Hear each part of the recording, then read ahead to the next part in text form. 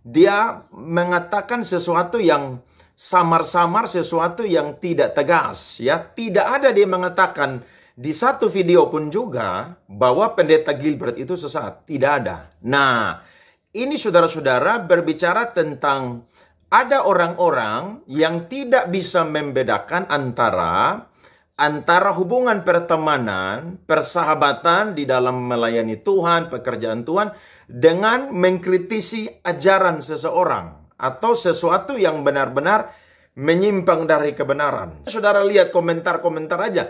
Semakin dia banyak bicara, itu semakin membuka kesempatan untuk menunjukkan di mana teologi dia ketika dia mempelajari Alkitab dan teologi dalam kampus sekolah tinggi teologi, saudara-saudara. Ini sesuatu yang berbahaya, begitu. Makanya saya mengkritisi Pak Gilbert, memberikan tanggapan yang keras, bukan karena saya membenci pribadi, tidak. Tapi ajaran dia ini sudah sangat-sangat meresahkan. Ya, orang-orang yang tidak percaya Yesus, mereka memakai apa yang dia sampaikan ini, saudara, untuk menghantam kekristenan. Dan buat saya, orang seperti dia ini harus dilawan. Orang seperti dia ini harus dilawan. Dan kalau saudara mendengarkan apa yang disampaikan lewat video yang saya tayangkan tadi, dia adalah ciri orang yang bersilat kata.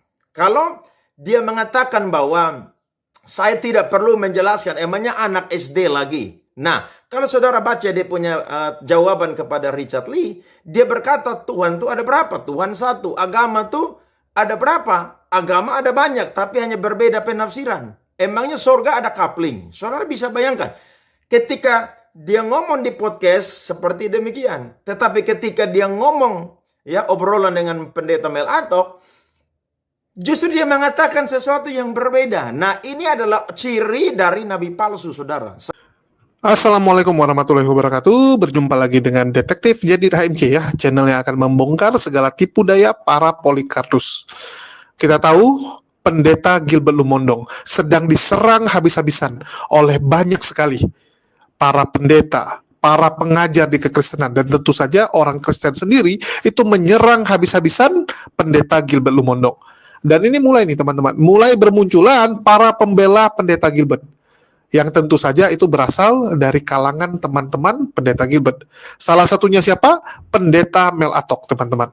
Kita tahu Pendeta Mel Atok itu adalah junior dari Pendeta Gilbert.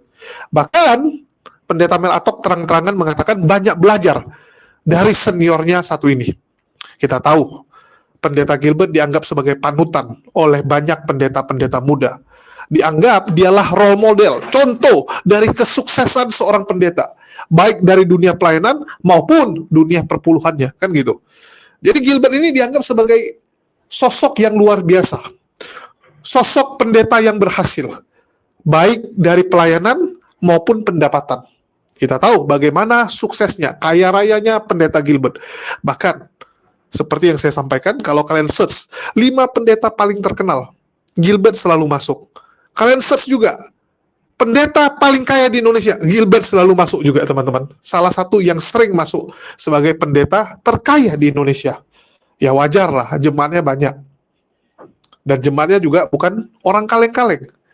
Banyak orang-orang kaya yang menjadi jemaat Pendeta Gilbert Lumondong. Sehingga banyak pendeta-pendeta muda ingin seperti Gilbert. Di tengah serangan pendeta-pendeta lain yang mungkin, sekali lagi ya, punya motivasi ingin mencuri domba dari Gilbert. Ada juga pendeta yang mengambil kesempatan untuk angkat telur, kan gitu. Biasa itu teman-teman. Kalau ada yang nyerang, ada juga yang bela. Ya, pasti akan ada yang bela dalam rangka ingin menarik, ingin angkat telur dengan Pendeta Gilbert. Itu udah wajar. Kalau tokoh besar diserang, pasti seperti itu, pro dan kontra. Pendeta lain nyerang dengan tujuan apa? Ingin mencuri jiwa, mencuri domba dengan harapan Gilbert terjungkal, Gilbert hancur, maka jemaatnya akan berhamburan. Ada kesempatan untuk mengambil jemaatnya. Itu kemarin kita sudah kasih contoh ya di channel yang lain. Di channel Jadid kita bahas bagaimana serangan dari Joshua TU, MYM, dan sebagainya. Banyak sekali pendeta yang mengkritisi Gilbert saat ini. Itu yang senior ya, pendeta senior. Tapi kalau pendeta muda, ini ada juga yang memuji. Ya mungkin harapannya bisa diajak kolaps. Harapannya mungkin direkrut sama Gilbert sebagai murid. atau sebagainya. Contohnya Mel Atok yang notabene itu adalah teman baik. Gilbert itu sering sekali mengundang Mel Atok untuk khotbah di gerejanya, apalagi mereka sama-sama karismatik. Apalagi Mel Atok memang mengagumi Gilbert. Nah, di dalam kesempatan ini, Mel Atok langsung mencoba membela secara terang-terangan bahwa Gilbert ini nggak salah gitu kan. Bahkan kemarin dia ditanyain juga sama jemaatnya pandangan dia tentang Gilbert.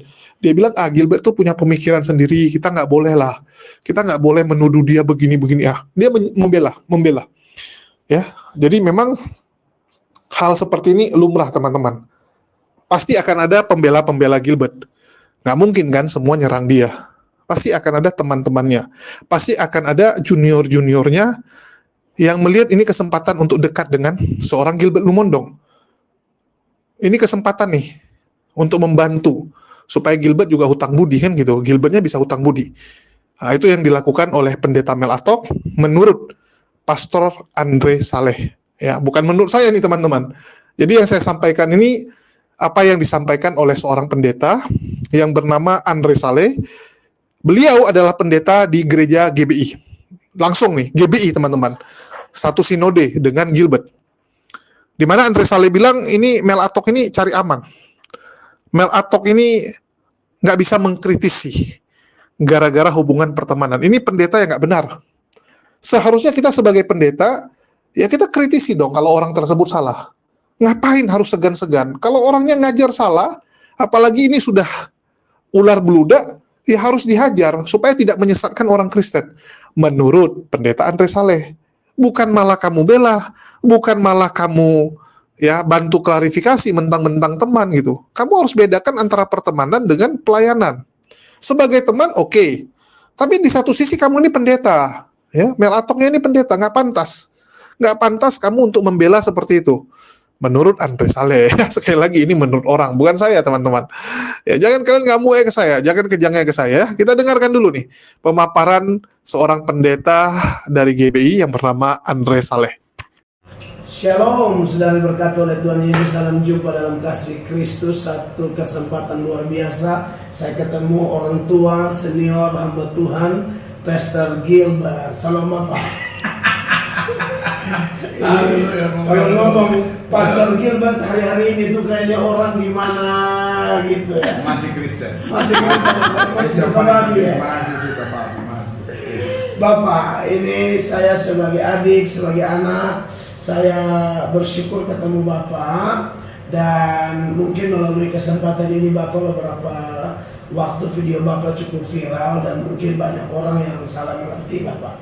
Khusus saya pribadi punya beban, takutnya ada anak-anak muda yang pikir Bapak memberi rekomendasi, udah mau pindah agama silakan, mau pacaran beda agama silakan. Itu gimana tuh Bapak supaya mereka jangan salah mengerti? Jadi kalau Alkitab bilang gelap dan terang tidak bisa bersatu. Amin. Jadi kalau pacaran beda agama itu jelas melanggar firman Tuhan. Amin. Nah, kalau orang merefer kalimat saya yang bilang daripada kalau pergi dukun itu salah. Yeah. Tapi kalau pindah-pindah agama itu masih ditoleransi. Nah, harus dimengerti bahwa bukan berarti setiap orang boleh pindah agama.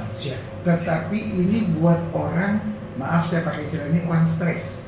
Orang yang belum menemukan Tuhan gitu. Jadi ada banyak orang beragama cuma pusing sama agama gitu. Nah, padahal Yesus bilang kamu sesat jika kamu tidak mengerti kitab suci dan kuasa Allah gitu. Jadi harus ada pada pengenalan dan harus ada pada pengalaman gitu. Nah, dua hal ini kan nggak bisa dipisahkan.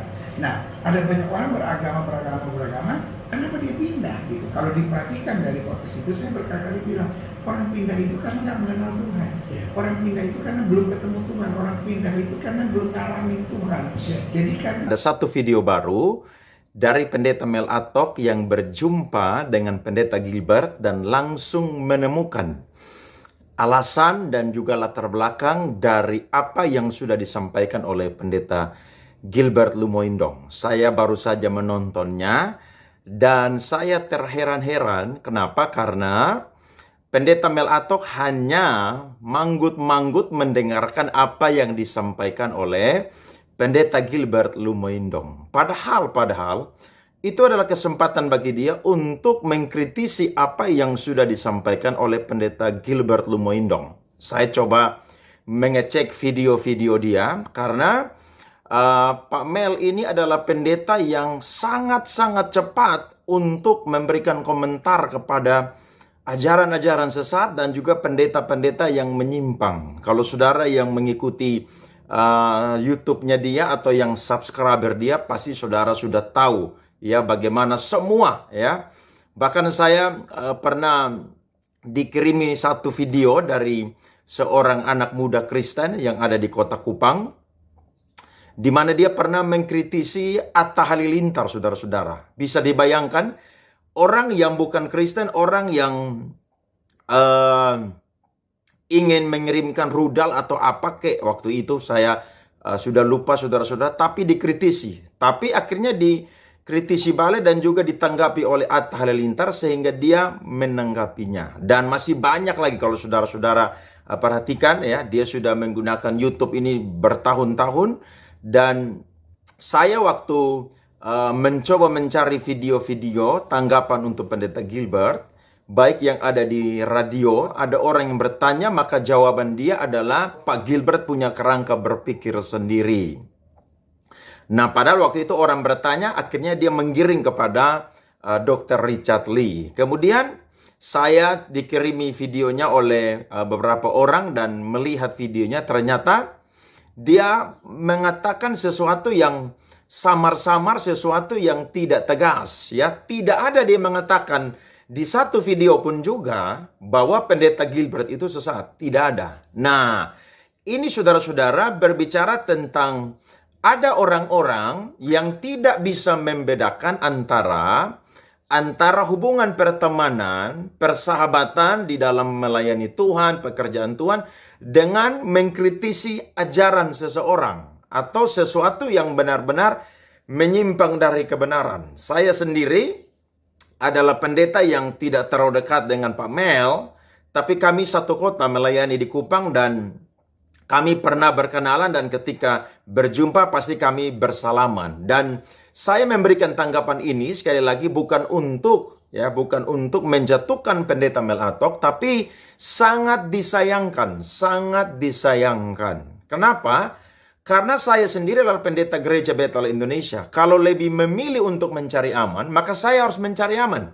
Karena saya adalah pendeta yang dalam hitungan waktu melayani di GBI baru 8 tahun. Sedangkan pendeta Gilbert dari kuliah udah di Petamburan sampai sekarang sudah berapa puluh tahun dia ada di Gereja Bethel Indonesia. Bahkan secara kepengurusan sinode, beliau adalah Ketua Departemen Misi dan Penginjilan Gereja Bethel Indonesia. Saudara bisa bayangkan, orang yang punya jabatan yang besar dalam sinode terbesar di kalangan Protestan yang ada di Indonesia. Karena hari ini, sinode terbesar di kalangan Protestan di Indonesia adalah Gereja Bethel Indonesia, yang jumlah jemaatnya adalah 3.500.000. Nah, sangat disayangkan Pak Mel tidak mengkritisi apa yang sudah disampaikan oleh pendeta Gilbert. Justru yang ada dia manggut-manggut. Makanya saya memberikan komentar di videonya. Bahkan ada pengikut dia yang mencoba untuk membela-bela. Saya bilang, kau jangan bela-bela sesuatu yang benar-benar udah menyesatkan. Jangan. Kenapa? Karena kita belajar dari Rasul Paulus. Dia pernah, saudara-saudara, menginap 15 hari di rumah daripada Kefas atau Petrus.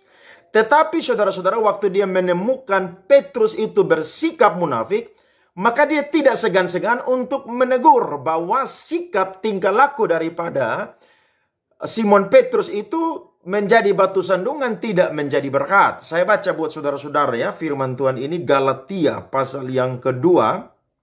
Ya, Galatia pasal yang kedua ayat yang ke-14, langsung saja. Tetapi waktu kulihat ya bahwa kelakuan mereka itu tidak sesuai dengan kebenaran Injil, aku berkata kepada Kefas di hadapan mereka semua, jika engkau seorang Yahudi hidup secara kafir dan bukan secara Yahudi, bagaimanakah engkau dapat memaksa saudara-saudara yang tidak bersunat untuk hidup secara Yahudi? Ini kemunafikan yang sangat-sangat tidak disukai oleh Allah, dan Rasul Paulus memahami firman Tuhan sehingga dia langsung memberikan tanggapan yang keras. Nah, kita hamba Tuhan pun juga seperti demikian. Kita berhubungan secara pertemanan. Tetapi kalau sesuatu yang tidak sesuai dengan kebenaran, kita harus untuk menegurnya. Paulus pernah berkata, bahwa apakah dengan mengatakan kebenaran aku menjadi musuhmu? Tidak dong.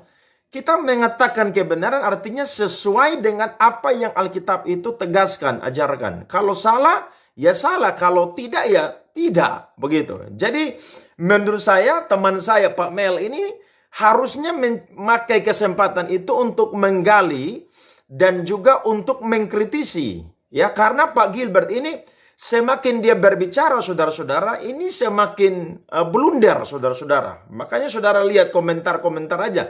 Semakin dia banyak bicara, itu semakin membuka kesempatan untuk menunjukkan di mana teologi dia ketika dia mempelajari Alkitab dan teologi dalam kampus sekolah tinggi teologi, saudara-saudara. Ini sesuatu yang berbahaya, begitu. Makanya saya mengkritisi Pak Gilbert, memberikan tanggapan yang keras, bukan karena saya membenci pribadi, tidak. Tapi ajaran dia ini sudah sangat-sangat meresahkan. Ya, orang-orang yang tidak percaya Yesus, mereka memakai apa yang dia sampaikan ini, saudara, untuk menghantam kekristenan. Dan buat saya, orang seperti dia ini harus dilawan. Orang seperti dia ini harus dilawan. Dan kalau saudara mendengarkan apa yang disampaikan lewat video yang saya tayangkan tadi, dia adalah ciri orang yang bersilat kata.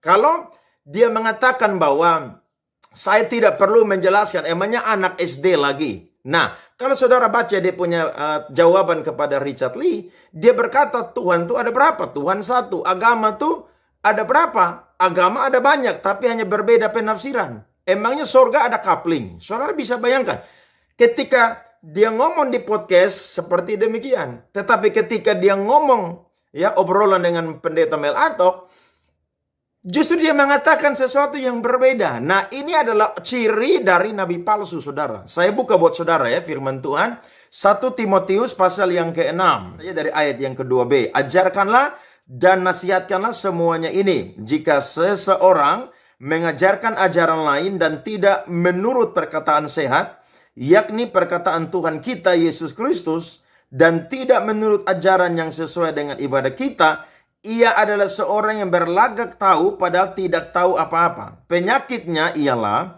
mencari-cari soal dan bersilat kata yang menyebabkan dengki, cedera, fitnah, curiga, dan lain sebagainya. Saudara tahu, apa yang Pak Gilbert itu sampaikan, saudara, itu tidak sesuai dengan yang di podcast. Aduh, kalau saudara nonton itu mungkin bisa saudara tanggapi itu berseri-seri. Saya udah tanggapi 5 kali, saudara-saudara. Dan saya tidak tahu kapan berhenti untuk menanggapi beliau. Ya, karena orang yang menyebarkan ajaran sesat, saudara, adalah satu gengsi, saudara. Adalah satu yang memalukan ketika dia berani untuk menarik yang namanya apa yang sudah diajarkan. Dan orang yang mengajarkan ajaran sesat, dia adalah antek-antek kaki tangan dari iblis.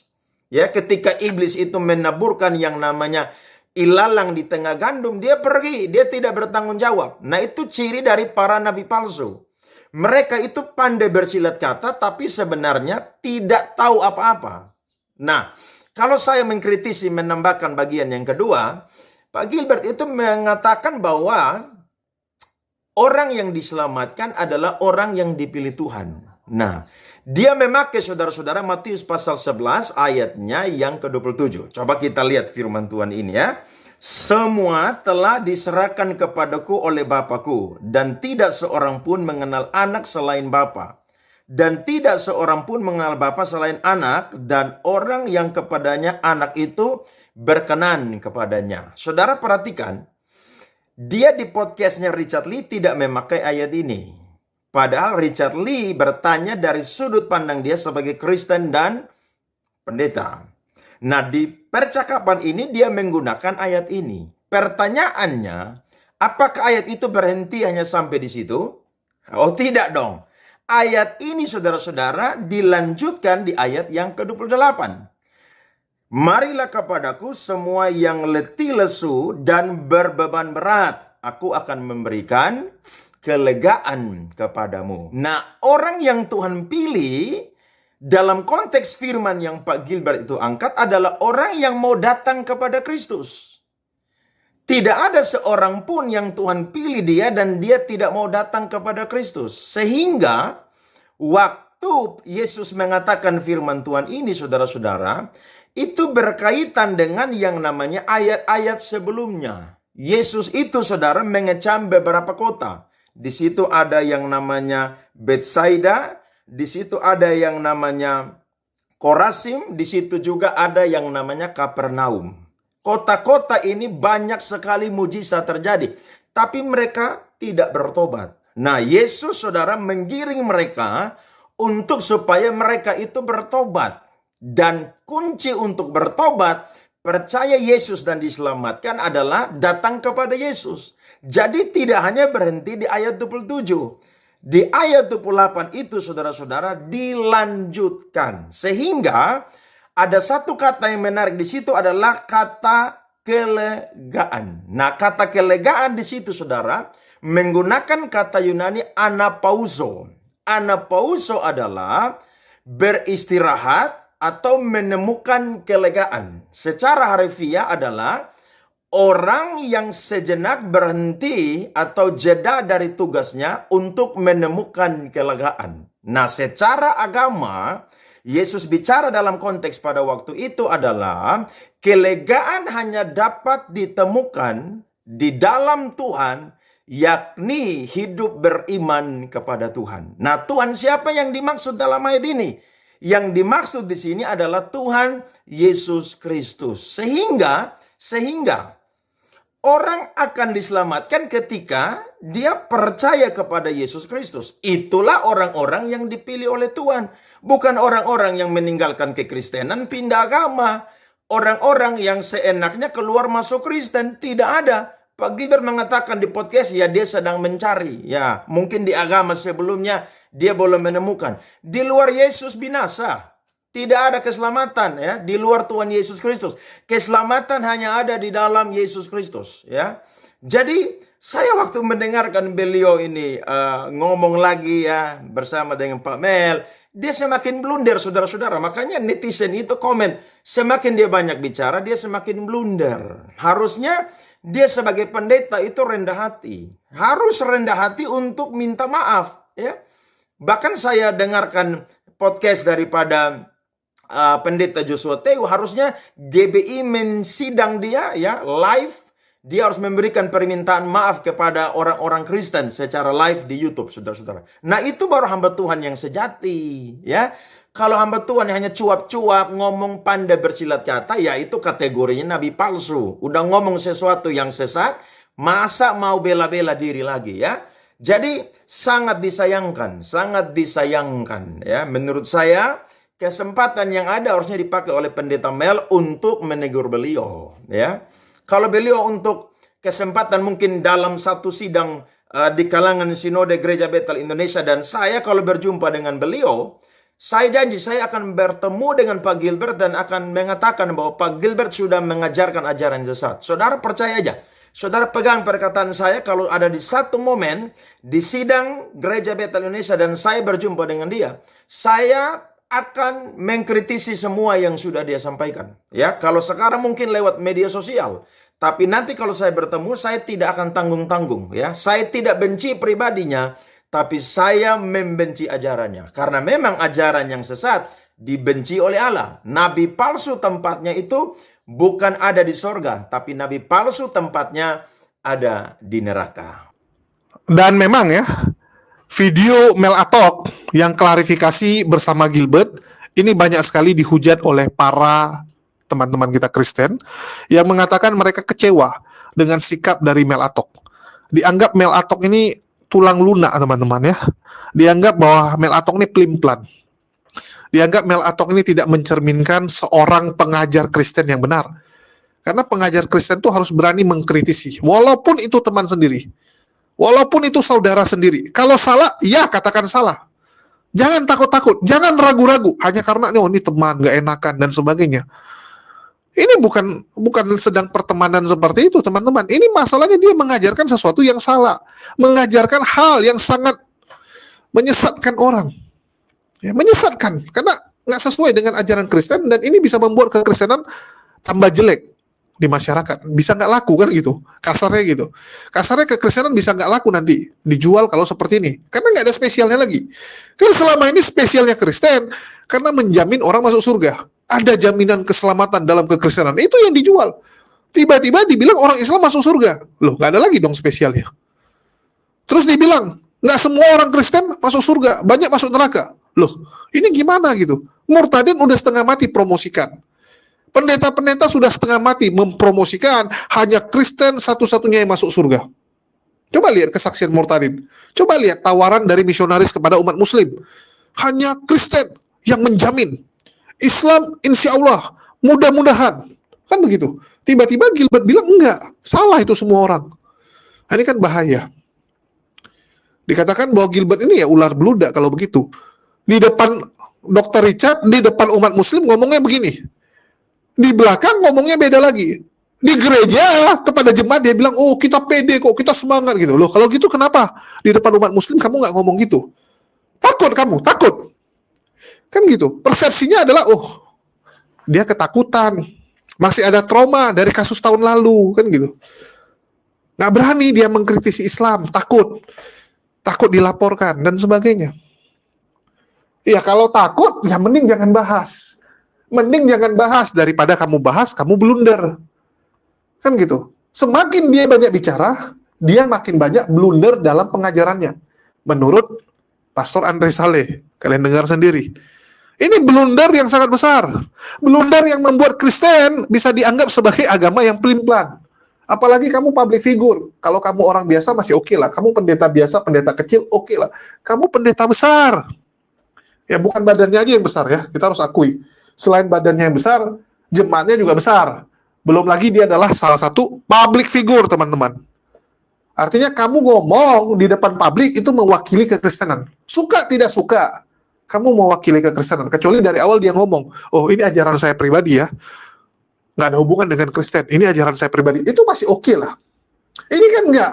Kamu datang ke sana, ya kamu datang ke podcastnya Dr. Richard dalam kapasitas sebagai apa? Pendeta, teman-teman. Ya, pendeta Gilbert Lumondong. Kecuali ditulis pelawak Gilbert Lumondong. Nah, kamu bolehlah bawa jadi bercanda, kan gitu. Bawa jadi jokes-jokes. Itu oke. Ini kan enggak. Bahkan seorang Pastor Andre Saleh yang dari GBI ya, dia ini pendeta GBI di Kupang, teman-teman. Dia pendeta GBI satu kota dengan pendeta Mel Atok, sama-sama di Kupang, cuman beda sinode. Dia yang GBI saja itu berani mengkritisi Gilbert Lumondong yang seorang petinggi sinode GBI. Salah-salah bisa kena pecat. Salah-salah bisa dipersulit ya. Kalau dipecat mungkin terlalu zolim gitu. Nggak mungkin main pecat. Ya mungkin akan dipersulit Andre Salehnya sama pendeta Gilbert kalau Gilbert udah marah. Itu resiko yang sangat besar. Kamu mengkritisi atasanmu. Ya walaupun bukan atasan langsung.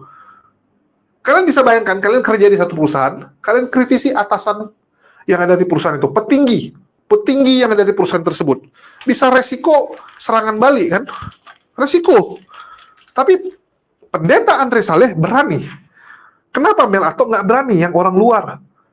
Yang nggak ada hubungan dengan GBI. Cuman paling nggak diundang lagi. Resiko dari Mel Atok kalau menyerang atau mengkritisi Gilbert Lumondong, paling besok Gilbert nggak mau undang. Paling Gilbert buang muka. Paling Gilbert nggak mau bicara lagi. Kan gitu. Tapi kamu sudah benar di mata Tuhan kamu secara pengajaran kalian. Betul nggak? Kalian bisa lihat ya, kalau saya nggak setuju dengan seseorang. Saya nggak akan bela orang tersebut. Saya akan milih diam. Saya akan milih diam daripada saya membela. Oh, kenapa kamu nggak hujat, nggak serang dia? Ya karena di ajaran Islam kita nggak boleh, teman-teman. Kita tidak diperbolehkan untuk menyerang. Ya, kecuali dia memang salah. Kecuali dia memang salah pengajaran. Ya, pengajarannya yang salah. Tapi kalau pribadinya yang salah, silakan. Kita nggak boleh. Ya, sekali lagi, kalau saya ada di posisi, ya seperti Mel Atok, saya hajar ini. Karena yang salah itu adalah pengajarannya. Kalau pengajaran salah, kita wajib hajar. Di Islam, kalau ada ustadz, ya ada teman kita, yang mengaku mungkin apologet Islam, pengajarannya salah. pasti kita hajar. Pasti kita hajar. Tapi kalau pribadinya, misalnya dia suka gini, suka gitu, suka aneh-aneh, ya itu kita nggak akan ikutan. Karena itu pribadi. Nggak boleh kita buka aib-aib orang. Ya, karena kita juga mungkin punya aib yang ditutup oleh Allah. Bedanya di situ. Jadi sekali lagi, semoga Mel Atok bisa bertobat. Ya, semoga Mel Atok bisa sadar. Nggak ada gunanya Anda membela seperti ini. Yang salah katakan salah. Kenapa? Hanya karena pertemanan Anda bela. Jelas-jelas Gilbert itu mengatakan bahwa semua agama sama.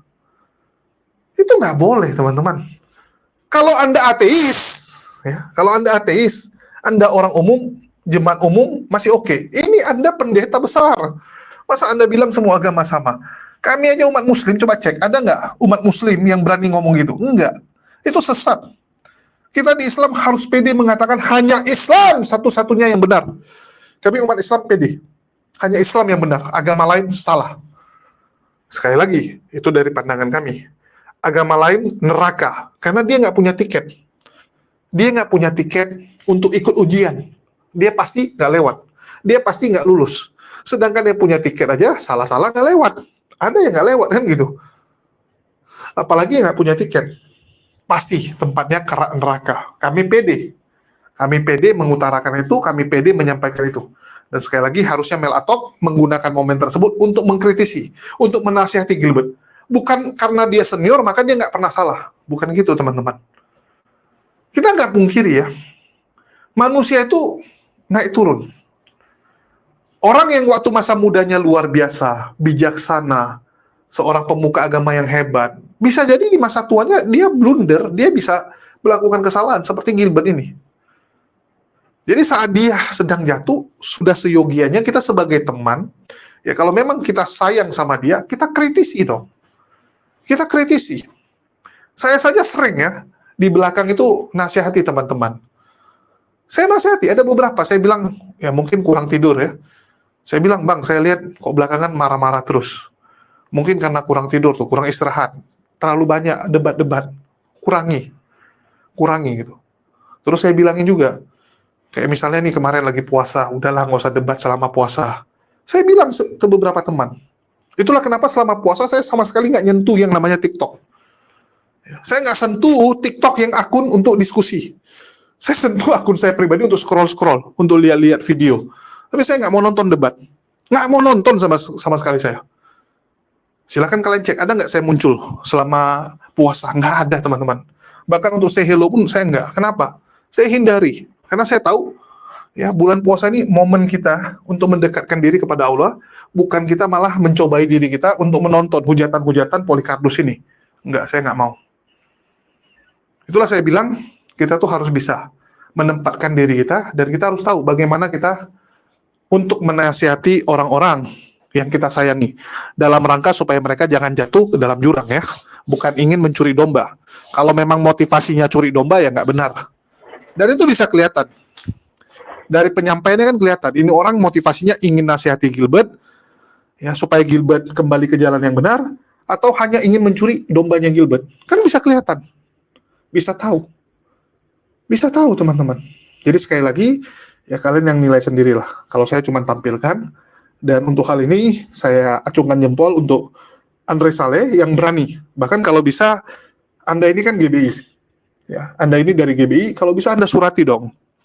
Ketua Sinode ya, Pak Ruben Adi, Anda surati tim dari Sinode Pusat untuk mengambil tindakan terhadap Gilbert Lumondong.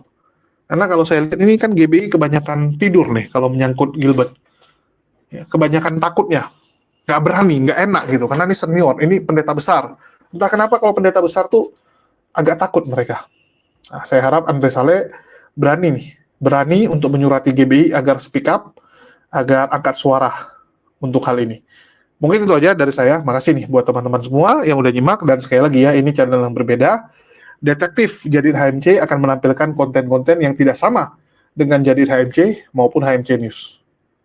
Nggak sama, teman-teman. Karena memang target kita, market kita beda, yang ingin kita sampaikan juga beda. Jadi mohon dukungannya dengan cara subscribe dan aktifkan lonceng agar tidak ketinggalan video-video terbaru dari kita. Sekian dari saya, makasih buat semuanya. Di akhir kata saya ucapkan wassalamualaikum warahmatullahi wabarakatuh. Sampai jumpa di konten-konten kita berikutnya.